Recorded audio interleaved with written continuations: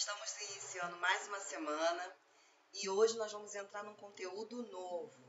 É um conteúdo que nós já vimos lá no 8º ano, a introdução, porém, vamos ter bastante novidade no decorrer desse ano, tá? Vamos ver algumas coisas agora no primeiro bimestre e vamos dar continuidade no segundo bimestre. Vamos falar de plano cartesiano e intervalo. A gente vai falar das coordenadas no plano. Vamos lá. No caso, as coordenadas cartesianas. Coordenadas cartesianas é o conjunto de pontos pertencentes ao plano cartesiano. Esse aqui é um plano cartesiano. Nós temos no plano cartesiano os eixos cartesianos, que são as retas x e as retas y. Elas são perpendiculares entre si. O que significa isso? Elas se cruzam e formam ângulos de 90 graus. Por isso elas são perpendiculares. Nós temos a reta x, que é a reta que fica na horizontal.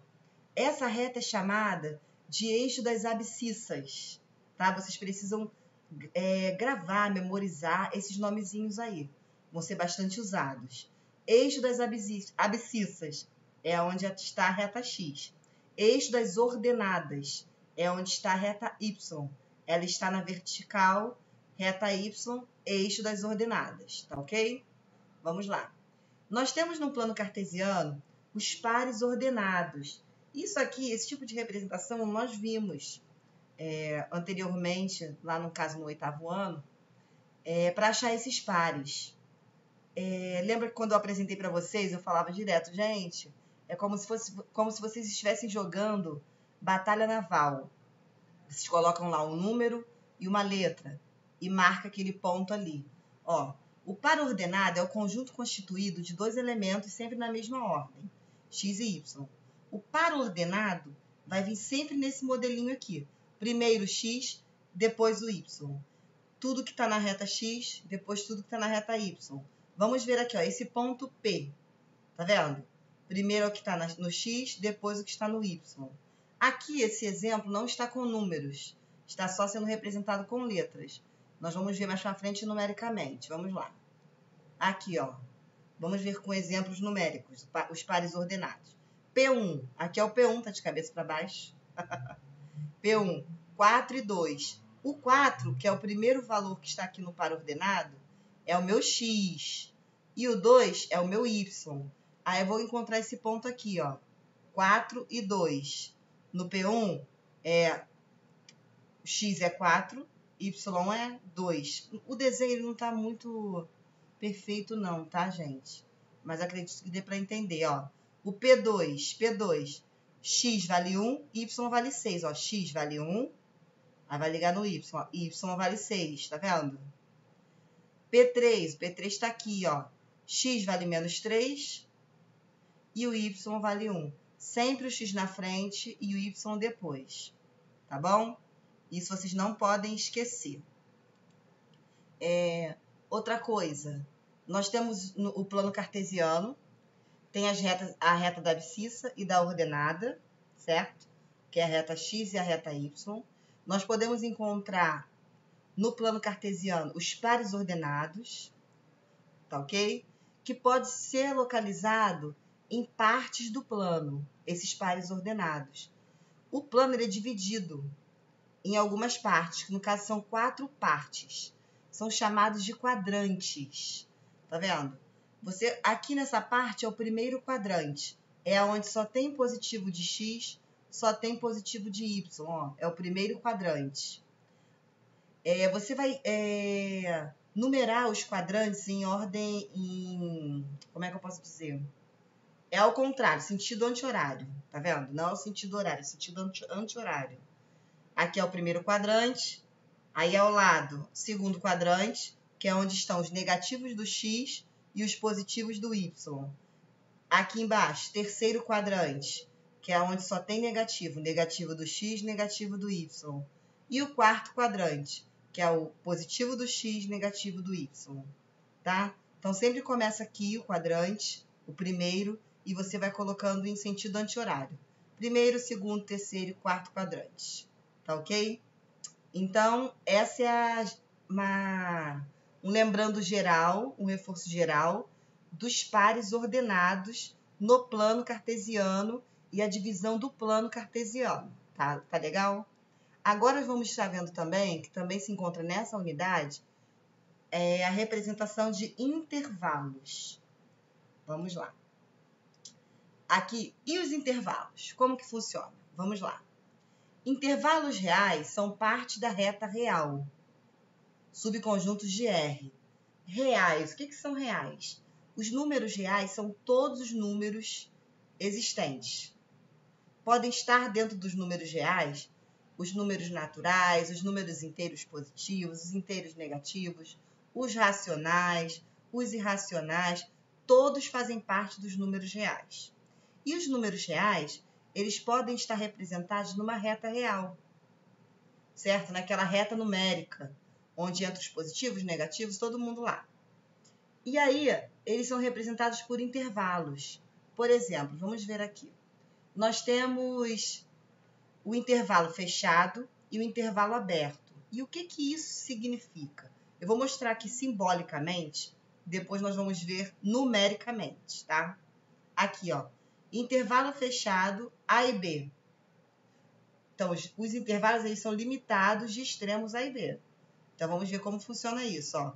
X pertence a R, X pertence aos reais, tal que, a leitura é assim, tal que X é maior ou igual a A, X é menor ou igual que B. O que significa? Que o valor do meu X vai estar entre o A e entre o B. Ó, esse intervalo eu vou representar na reta. Tem 3 tipos de representação do intervalo. Você pode representar ele no conjunto, na reta e através de chaves, que eu já vou mostrar. Então, aqui, ó, o X ele está entre o A e entre o B. Ele pode ser maior e igual a A, tá vendo? Tem um tracinho embaixo. Maior e igual, significa que o A também está incluído. Quando isso acontece, que aparece esse tracinho aqui, significa que o meu intervalo ele é fechado. Então, a bolinha vai ser toda pintadinha, ó, bolinha fechada. E quem é o meu X? Tudo que está aqui dentro, do A até o B, com a bolinha fechada. Tá bom? E no intervalo aberto, eu fiz a mesma representação aqui, só que está aberto, ó, não tem o tracinho embaixo. X é maior que A, mas não diz que X é igual a A. Então, A não vai entrar na minha solução. Logo, a bolinha é aberta. Quando o A entra, o número entra, que eu colocar aqui for entrar, vai entrar o tracinho aqui, de igual. Quando não tem o tracinho de igual, o intervalo é aberto. Logo, a bolinha é aberta, a bolinha vazia, não preenchida, tá bom? E aí, como eu posso representar o intervalo em chaves? É bem simples, ó. Na representação de chaves, quando a chaves ela é fechada, é colchete. Tô falando de chave, é colchete. Quando o colchete ele é fechado, significa que esse número aqui, ou letra, ela está incluída, tá vendo? Colchete está fechado, então o A está incluído. Logo, o intervalo é fechado. Se o colchete estiver virado para fora, ó, está aberto. Então, o intervalo é aberto, bolinha aberta. Significa que o A não está incluído. Vai do A até o B, mas o A não está incluído e nem o B está incluído. O intervalo também pode ser aberto e fechado. Aberto em A, fechado em B. Ó, tá aberto, ó, o colchete está aberto para o A não entra, mas está fechado no B, o B entra. Aí, para representar isso no intervalo, na reta real, ó, bolinha aberta no A, bolinha fechada no B, tá vendo? Ou vice-versa. Na hora da explicação, assim, é um pouquinho complicado. Às vezes a gente, sem querer, troca uma palavra ou outra. Então, eu falei ali chaves, mas não é chave, é colchete. Então, quais as representações de um intervalo? O intervalo ele pode ser fechado, aberto, ele pode ser aberto e fechado ou fechado e aberto. Ele pode ser representado com colchetes, em conjuntos ou na reta real, tá? É importante vocês saberem isso, porque a próxima matéria do segundo bimestre vai ser funções. nós vamos usar muito isso aqui em funções, tá? Por isso que esse intervalo está sendo introduzido agora. Cada intervalo inclui todos os reais entre A e B. Bolinha cheia, bolinha pintadinha, intervalo fechado, colchete normal, tá vendo? Inclusão do extremo, tá? Incluindo tudo que está nos cantinhos, no extremo. Bolinha vazia, bolinha aberta, intervalo aberto. Colchetes invertidos, exclusão dos extremos. E o infinito? Como vai funcionar se aparecer o infinito? Vamos ver. Ó, sendo A um real qualquer, utilizamos os símbolos mais infinito e menos infinito para representarmos intervalos ilimitados. Ó, nesse caso aqui, ó, intervalo de A aberto até mais infinito. X é maior que A. Não diz o limite do meu x. Então, x pode ser qualquer valor maior que A. Quando isso acontece, significa que o meu x é infinito. Então, aqui, ó, não tem o tracinho de bolinha fechada. Ó. Então, é bolinha aberta e infinito para o positivo. Porque está aqui o positivo no infinito. Infinito. Quando o intervalo é fechado, ó, tem o tracinho, ó, bolinha fechada e infinito para o positivo. Aqui já está falando do menos infinito. Então, está infinito para o negativo, tá vendo? Não tem a inclusão, a bolinha é aberta, infinito para o negativo. Então, para o lado de cá. Da mesma forma aqui, ó. Bolinha fechada, bolinha cheia, infinito para o negativo. Em mais infinito ou menos infinito, o intervalo é sempre aberto, que também pode ser indicado por parênteses, tá? Na questão do infinito. Aí vamos continuar. Acho que já está até terminando já. Esse material não é muito grande, só que eu quero falar em detalhes para vocês entenderem bem. Vamos ver essa representação utilizando números. Aqui, ó. A é igual a menos 3, 5. Como que eu leio isso aqui, ó? Aqui eu estou dizendo que o A, o meu x, que é o meu valor de A, ele é igual a menos 3, tá? Maior e igual que menos 3 e menor que 5, mas não é igual a 5, porque está aberto aqui o colchete. Vamos ver como isso funciona na linguagem aqui de conjuntos. Aqui, ó. A é igual, x pertence aos reais, dá o quê? X é maior e igual que menos 3, menor que 5. Então, x está aqui dentro da reta. É maior que menos 3, maior e igual que menos 3 e menor que 5, mas não é igual a 5. E aí, quem é o valor de x? Quem é x? Todo mundo que está aqui. Tanto os inteiros como os decimais. Eu posso dizer que está aí dentro. É o menos 2, o menos 1, o 0, 0,5, o meio. Eu posso dizer que está o 2, que está o 3, que está o 4. Tá vendo? O 4,9, mas o 5 não está, porque a bolinha está aberta no 5. Tá? O menos 3, ele está incluído. Então, o menos 3 está incluído. Pode entrar aí tanto os inteiros, quanto os números decimais e as frações, porque se trata dos números reais. E nos reais, todos estão incluídos, tá? Vamos preencher as lacunas com pertence ou não pertence. Tá sem o tracinho tá aqui. Menos 3 pertence a A? Ó, pertence. Porque o menos 3, ó, tá com uma bolinha cheia. Ele inclui. Significa que o menos 3 está em A. O 0 está em A? Sim, porque vai do menos 3 ao 4,9, não ao 5. 3,42 pertence a A? Sim, está aqui dentro.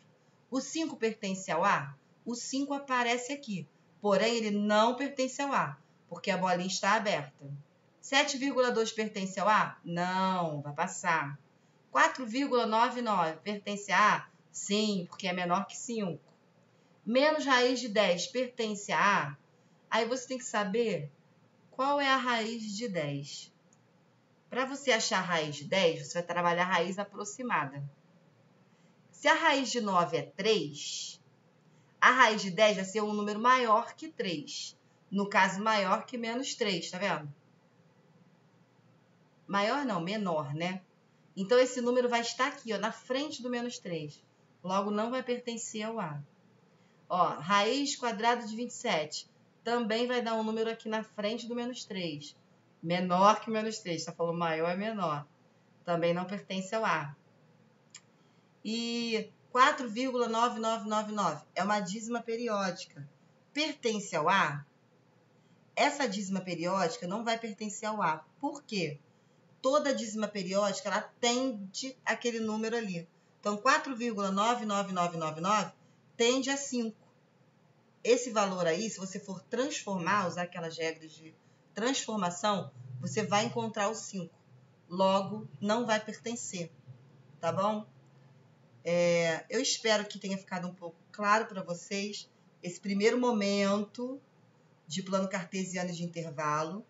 Porém, eu vou continuar, nós vamos ter um segundo vídeo falando disso, tá? Dessa parte das coordenadas. Nós vamos continuar vendo esse assunto num próximo vídeo, numa próxima aula, tá? Eu espero que vocês tenham compreendido esse primeiro momento e conforme for, vocês vão pausando, lendo com calma os slides, tá? E tentem fazer os exercícios que vão ser propostos na aula de hoje. Um beijo, boa aula para vocês, fiquem com Deus.